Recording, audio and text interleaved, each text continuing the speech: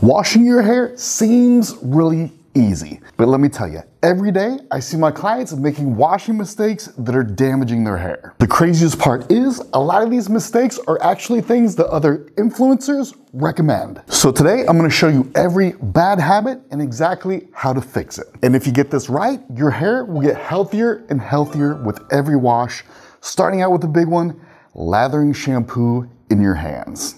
You see influencers giving this advice a lot. Make sure to lather the shampoo before you put it in your hair. But no, that's actually a huge mistake, and it's really obvious if you just take a second to think about it. When you lather shampoo, it puffs up. And guess what that does? It makes it really hard to get it all the way down to your scalp because it gets trapped in your hair, which is a huge problem because your scalp is where all the oil is. It's actually what produces the oil in the first place. So if your shampoo can't get down there to cleanse everything, your scalp health is going to suffer and your hair follicles can get clogged. That's going to prevent hair growth and even cause hair thinning, so this is worth taking seriously. What you want to do instead is apply the shampoo when it's still in liquid form and press it all the way down to your scalp. By waiting to lather until your shampoo is under your hair, you get this effect where it expands from the bottom up.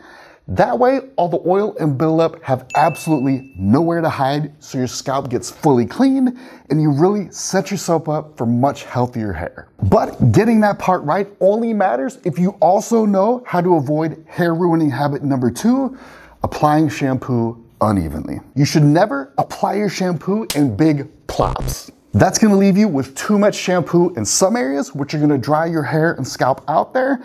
And you'll also have too little shampoo in other areas, which you won't be able to get clean. Instead of plopping, what you want to do is apply shampoo strategically so every area gets the perfect amount. But believe it or not, certain parts of your scalp need more shampoo than other parts, so stay with me here. There's really 3 zones where you need to apply shampoo. You have the back of your head, the top of your head, and then the sides of your head. Let's start with the back first because it's always the dirtiest. There's a ton of oil hiding out in your scalp in the back of your head. It's almost like the heart of the jungle, and that needs the most shampoo. It's because we put our ponies there. Is that kind of like when Hercules had to clean the stables? To get it clean, you first need to pull the hair apart to give you better access to the scalp back there. Next, put your shampoo in your palm and you're gonna take half of it and press it firmly into the top back of your head where you pulled the hair apart. Moving on to the top of your head now, you're gonna take half of the shampoo remaining and you're gonna press that into the top of your head and do it firmly so it goes all the way down to your scalp. Now we're gonna do the sides of your head by taking what's left, swipe your palms together to spread it out, but do not lather. Activate it. Activate them. And you're just gonna run your hands over the sides of your head, pressing it down to your scalp a little bit behind the hairline. And only now that we've applied shampoo to all those areas are we gonna start working the shampoo into your scalp. Now, if you've been listening to the sound of my voice, you may have noticed that we did not apply any shampoo to our mids and ends. And the reason for that, there's no oil there. All the oil's on your scalp. If you put it on your mids and ends, it's just gonna dry them out. I call this the split method. Shampoo only goes on your roots and scalp where the oil is, and conditioner only goes on your mids and ends. It's really important to understand this and do it correctly. If you want to find the perfect shampoo for you, you can use my recommended product list to find your hair type and the shampoo soulmate in the description of this video. Damaging habit number 3, oiling your hair.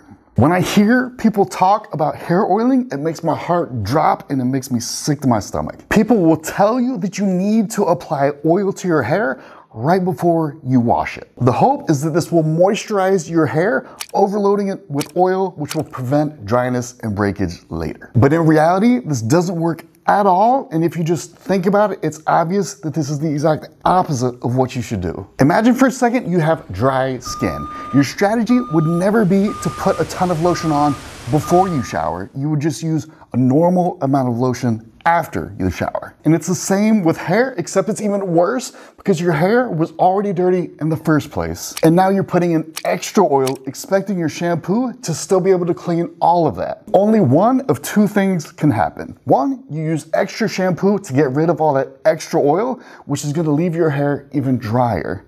Or 2, you don't use extra shampoo and your hair doesn't get clean, so there's still oil and bacteria all up in your hair. Both of those outcomes are absolutely terrible. But I do hear you say, Chris, if I don't use oil before I wash, how will I keep my hair moisturized? And the answer is comically simple. You're just gonna shampoo your hair so it's 100% clean, and then you're gonna add the oil to moisturize your hair afterwards. You get the best of both worlds, clean hair and moisturized hair without wasting a bunch of oil just to wash it out afterwards and still not have clean hair. Your hair is not like a gas tank. You can't fill it up with oil on Monday and expect it to last the whole week. Your hair can only absorb so much oil at one time, so you need to drip feed it daily instead of all at once. The way you do that is add a small amount of oil at 2 different times. Number 1, after you wash your hair, like we said, and number 2, every morning when you're brushing your hair, getting ready. This way, when it's time to wash your hair, it's already moisturized and you aren't trying to cram a bunch of oil into it at the last minute.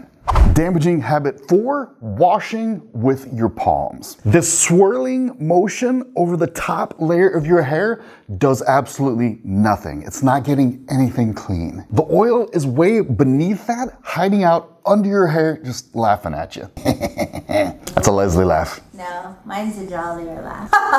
That is not how you laugh. When you think you say a good joke, you're like, The only way to get that gross oil and buildup off of your scalp is to physically mix it with your shampoo. That means getting in there with your actual fingertips to break up and lift the layer of oil. I want you to think of the oil as like a 7-layer dip that's been cooking for the past couple of days, building up those layers, getting thicker and thicker, so you need to use your fingertips to get all the way to that bottom layer. Scrubbing cannot be passive. You have to get in there and literally mash up that layer of oil, so keep that in mind when you're scrubbing. It shouldn't hurt or irritate your scalp at all, but it should feel like you kind of got a bit of an arm workout, and a side benefit of this is that massaging motion is going to increase blood flow to your scalp, which is great for keeping it healthy and for hair growth. You guys are wondering why Chris's biceps are so big. It's because he washing all day. It's been all day. All right, habit 5, only doing one wash. People don't realize how much this can hold their hair back over time. I was talking with the client, we'll call her Miss McDuck, while at the shampoo bowl, and she was like, hey, what are you doing? I'm like, what do you mean? I'm washing your hair. And she's like, no, you washed my hair a minute ago. What are you doing right now? So I told her, you need a second wash to get your hair fully clean. That's how you go days between washes and get healthier hair. So I had to explain to her that the oil on her scalp is like olive oil. If you ever got some olive oil on your hands, you know that it takes more than one wash to get that oily feeling off your hand. Now imagine if you poured that olive oil on your scalp where it's stuck between millions of hairs on your head. There's no way you're getting all the oil off in just one wash. But she's like, really? I never knew that. I'm still really cheap though, so I think I'm just gonna stick to the one wash. But I told her the 2 washes will actually save her shampoo, because the first wash, like we said, only removes a little bit of the oil and buildup. All that value is actually in the second wash, which gets your hair perfectly clean, and that's what allows you to go 4, 5, 6+ days between washes, depending on your hair type. So she says, you know what? Now it makes sense why my hair stays clean way longer when I come here and you do it for me. My husband's kind of cheap, but I'll talk to him about it.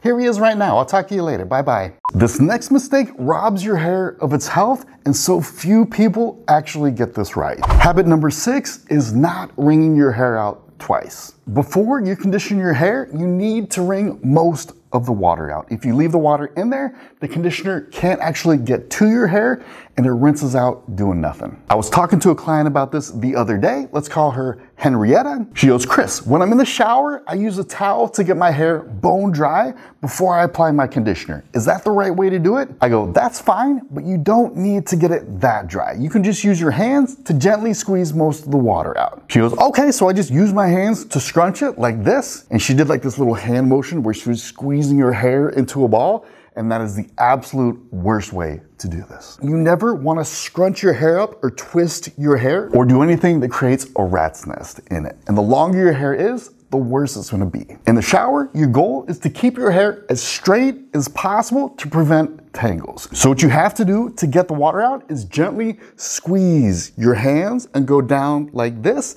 That's the only way you should ever be wringing water out of your hair. Habit number 7, starving your hair. Now, when you put your conditioner on your hair, you're doing it wrong. I love you, but you're just doing it wrong. Because all my clients and almost all my new stylists at my salon get this wrong too. They're not using enough conditioner and it's destroying the quality of their hair. Leslie and I used to say that one side of her hair was her trouble side because it was always drier and it had way more breakage and frizz than the healthy side. Also known as my left side. And for the life of me, I was always like, what is going on here? Does this side of her hair have like different genetics or something? I couldn't figure it out. Leslie eventually figured out that it wasn't genetics. It was actually her putting most of her conditioner on the good side of her hair and then trying to bring it over to the other side. That made her good side look amazing, but her other side that wasn't getting enough conditioner was absolutely starved, and you could see the difference right away. The reality is there's a 99% chance you're starving your hair too. You just don't know it because both sides are starving. Growing up, a lot of people used low quality conditioners when they were a kid, where they had to worry about it weighing their hair down if you use too much. But if you have your shampoo and conditioner soulmates, which are perfect matches for your hair type, you don't have to worry about conditioner weighing down your hair at all. So here's how to make sure you aren't starving your hair. First of all, do not put it on in one big glob. Spread it out over your palms like this. Then you can start working it into your mids and ends, but not your roots. The question I always get is, how do you know you used enough to keep your hair from starving without wasting conditioner? And it's actually really easy. You want to get that slippery conditioner feeling all over your hair. If when you run your fingers through your hair, there's a part of it that doesn't have that slippery feeling, you need to apply more conditioner there. Once you get that slippery feeling everywhere, you're good to go. And I see you saying, oh, hair care guy says use more products so he makes more money. I see what's going on here. But you're actually going to use less conditioner after I teach you how to avoid this next habit. Only apply conditioner below your ears. You may remember earlier where we said to only apply shampoo on your roots. Well, conditioner is the opposite. You never want to apply conditioner above your ears. You only want to put it down on your mids and ends. The reason is because if you do use it near your roots, it's gonna mix with the natural oil produced by your scalp, and it's gonna get really heavy, especially if you didn't wash your scalp well enough in the first place. Leslie? I always wash my scalp well. My arms are exhausted. So you're gonna take the conditioner that you usually would have put up here around your roots, and instead, it's just gonna go down on your mids and ends to keep them from starving. And guess what? When your hair isn't starving for conditioner, you actually don't need to use nearly as many other hair products to get your hair looking good.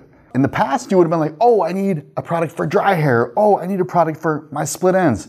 No, you do not. You just need to stop starving your hair of conditioner. My entire philosophy on hair is that you want to use the least amount of products possible, and one huge key for doing that is to get everything you can out of your conditioner. I promise you, I got your best interests in mind. Anyway, after you've finished applying your conditioner, you're just gonna clip your hair up and let it sit for at least 2 minutes while you do your other shower stuff. And whatever you do, do not make this next mistake when you get out of the shower. Using a damaging towel. When you're all done in the shower, do not reach for your cotton towel. Those are only good for your body.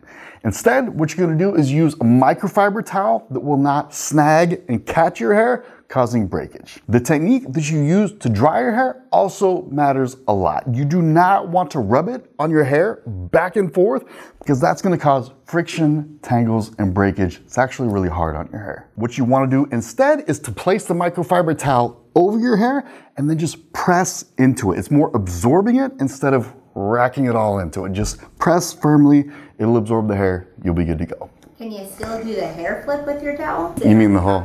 Yeah, it's a hair flip with your towel. If you want. And if you've done this right, you've set your hair up for success. Now it's time for a regular product routine, which I have tons of videos on this channel. And PS, if you need help choosing the right products for your hair type, my recommended product list has a quiz showing you your hair type, your shampoo soulmate, and all the products to complete your Trinity routine. The link is in the description. Have a good one. Wash up. Wash it up! out.